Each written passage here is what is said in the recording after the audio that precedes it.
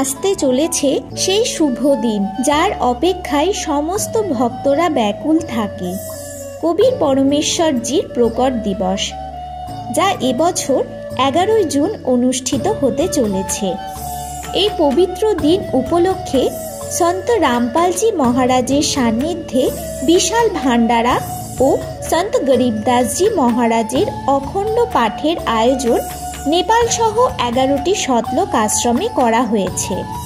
9, 10 এবং 11 জুন 2025 এই 3 দিবসীয় অখণ্ড পাঠ ও আধ্যাত্মিক পরিবেশে ভক্তির আনন্দ উপভোগ করুন।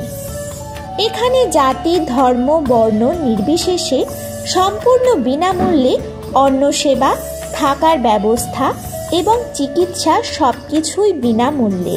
সমস্ত প্রকার সেবা ঈশ্বর ভক্তির ভাবনার উদ্দেশ্যে করা হয়ে থাকে। সন্ত রামপালজি মহারাজ প্রকৃত সদ্গুরুর পরিভাষা বুঝিয়েছেন এবং বলেছেন যে কিভাবে আমরা পুনর্জন্ম এবং পাপ ও দুঃখ থেকে মুক্তি পেতে পারি। আসুন এই পবিত্র উৎসবে অংশগ্রহণ করি এবং সপরিবারে নিজের আত্মকল্যাণ করাই। সৎ সাহেব।